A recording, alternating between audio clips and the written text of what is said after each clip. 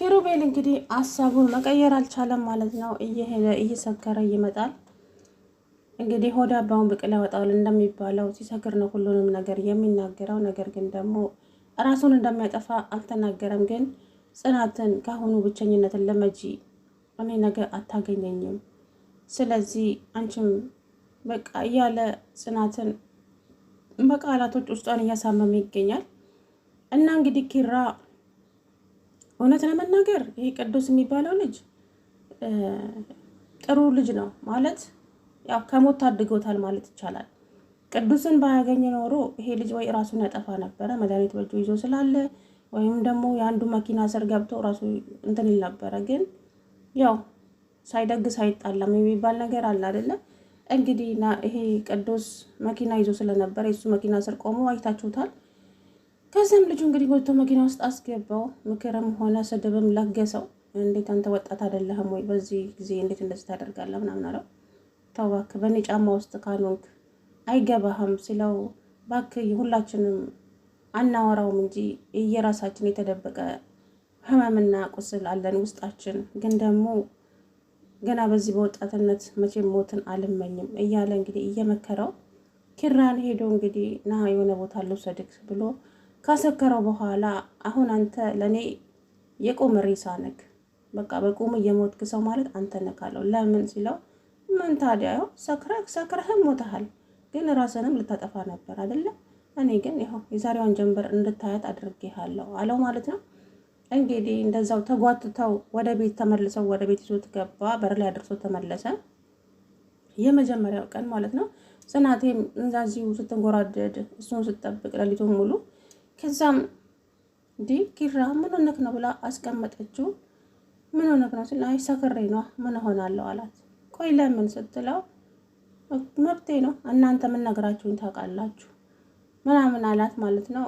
ከዛም ጽናት ደንግጣ ኪራ ባለፈው ነገር እየወቀስከኝ አይደለም አይደል እያለች፣ ከዛም ኪሩቤል እንዳትነኪኝ ሂጂና ተኝ፣ እኔ እዚሁ ነው የምተኛው። እንዴ ለብቻዬ ነው ለምተኛው ስትል፣ አዎ ሂጂ ተኝ፣ ብቸኝነትን ካሁኑ ልመጂው፣ እኔ እንደሆነ ከነገ ጀምሮ አታገኘኝም አላት ማለት ነው። ጽናት ይሄ ነገር ውስጧን አሳምሞ እንግዲህ ሄዳ እያለቀሰች ነበረ።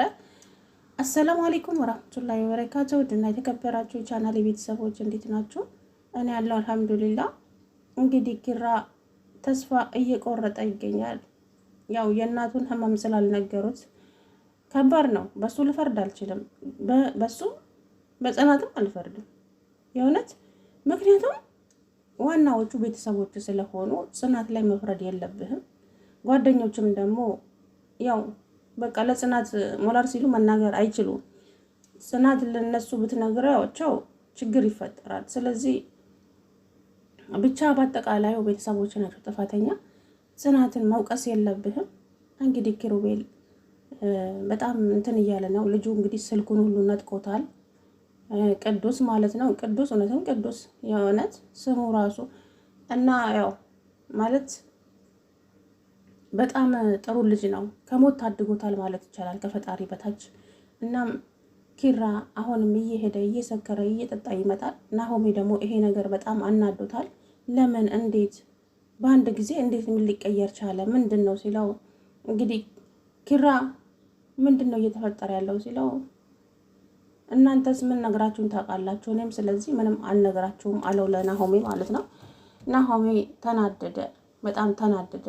ግን ቅዱስ ደግሞ ያው ማነው ኪራ ወደ ክላሱ ሊተኛ ሲሄድ ቅዱስ ግን ሊነግራቸው ነበረ። አሁን አዳምጡኝ፣ የምነግራቸው ነገር አለ። እኔና ኪራ የተገናኘ ነው 1 ሳምንት ሆኖናል። ነገር ግን ደግሞ እኔ ኪሩቤልን ያገኘሁት መሀል መንገድ ላይ ነው ሲለን፣ ይሄንን ሳይጨርስ እንግዲህ ኪራ መጣበት ማለት ነው። ወሬውን አቋረጠ። ሊነግራቸው ነበረ ራሱን ላጠፋ እንደሆነ። ግን ያው እንግዲህ ኪሩቤል ግን በዚህ ልክ ተስፋ መቁረጥ የለ። እጅ ምስኪን አታሳዝንህም እንዴ? ለአንተ ብላ ነው ይሄ ሁሉ መስዋዕት የከፈለችው ማለት ነው። እውነት ለመናገር ጽናት ለኪራ ብላ ነው አይደለ ይሄ ሁሉ መስዋዕት የከፈለችው። ስትሰደብ፣ ቤቲ ስትመታት፣ ሶሲ ስታግታት፣ አረ በጣም ብዙ ነገር በእውነት። ግን ደግሞ አሁን ለጽናት መኖር ሲገባ ጭራሽ አንተ ልትሞት ይደብራል፣ በእውነት ይደብራል። ኪራ እንደዚህ አይነት ሀሳብ ከጭንቅላት ውስጥ አውጣና ለዚች ልጅ ኑርላት ማለት ነው። የእውነት አታሳዝን እንዴ?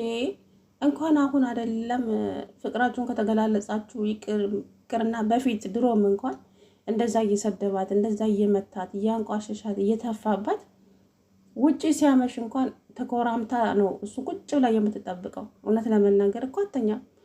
ቤቲም ተብዬዋ ፍቅሬ ማሬ የምትለው እሷም ሄዷ ትተኛለች ቤቷ። ሶሲም ተብዬዋ የራሱ ጉዳይ ብላ ትተኛለች። እቺ ግን ማለት ነው ቁጭ ብላ እሱ ስጠብቅ ነው የምታድረው። ያ ማለት ስለምትወደው ብቻ። እነኛ ግን ራስ ወዳድ ስለነበሩ ነው። ኪሩቤልን ወደውት አልነበረም። እቺ ግን ስለምትወደው ስለምታፈቅረው ለሱ ብዙ መስዋዕት ከፍላለች። አሁን ደግሞ ይሄንን እንደዚህ ስታደርግ ኪራ ለጽናት ትንሽ ብዙ ነገር ሊሰማት ይችላል።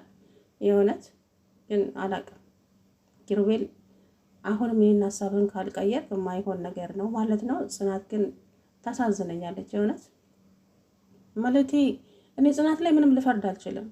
ምክንያቱም ጽናት መናገር አትችልም። እሷ ግን ደጋግማ ጋሼ በቃ ይሄንን እውነት ኪራ ማወቅ አለበት፣ በኋላ ግን ችግር ይፈጠራል ይሄ ልጅ ቆይቶ በሰማ ቁጥር ስትል እኔ ካልተናገርኩ በስተቀር ትንፍሽ እንዳትይ ብሎ አስጠነቅቃት ማለት ነው ጽናትን። እና ምን ማድረግ አለባት እንግዲህ ጽናት ግን አሁን ኪራ እየሰከረ እየተናገረ ያለው ነገር እንግዲህ ልጁ እንግዲህ በጥንቸሏም ሆነ በምን ብሎ እንደ ተረት አድርጎ ሁሉንም ነገር ነገረው።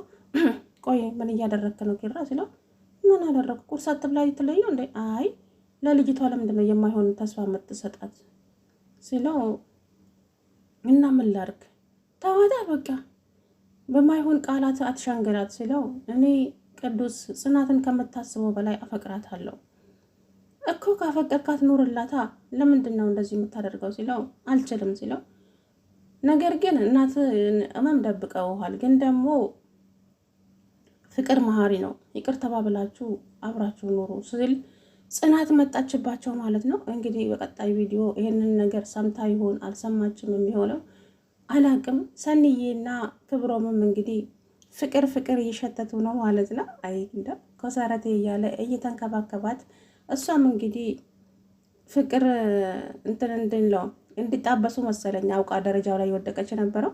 አሁን እንግዲህ እግሯን እያስታመመ የኔ ኮሰረት እያለ እየተንከባከባት ይገኛል ማለት ነው። እንዴት እንደሚያስቁኝ እኮ እነሱ ሁለት ልጆች። ናሆሜ በጣም ተናዷል፣ በጣም ማለት ነው። በኪራ እንደዚህ መሆን ምን ሊቀይረው ቻለ አለ። አትፍረዱበት፣ በነገራችን ላይ ኪራ ላይ አትፍረዱበት። ምክንያቱም ለሱ ይሄ ከባድ ነገር ነው፣ በጣም ከባድ ነገር ነው። የእናት እንዲህ እናት እኮ ናት። እማሟን ሳይሰማ ናፍቆቷን እኮ ሳይወጣ እኮ ነው የሞተችው ሴትይቱ አይደል እንዴ? ስለዚህ ኪሩቤል ላይ መፍረድ ይከብዳል። ግን ደግሞ እኔ ጽናት ላይ አልፈርድም መቼም። ምክንያቱም ምንም እሷ ለሱ ብላ ነው፣ ስለሱ ብላም ነው ለቤተሰቦቹ የቤተሰቦችን ቃል ለመጠበቅ ብላ ነው። እንደ መከራዋ በዛ ሷስ የእውነት ስታሳዝን፣ አሁን ሳሳዘነችኝ ምስኪን። እንደዚህ ኩርምት ብላ ስትንጎራደድ እንደቀላሽ በሬ ሜዳውን እየሄደች አደረች እኮ የምር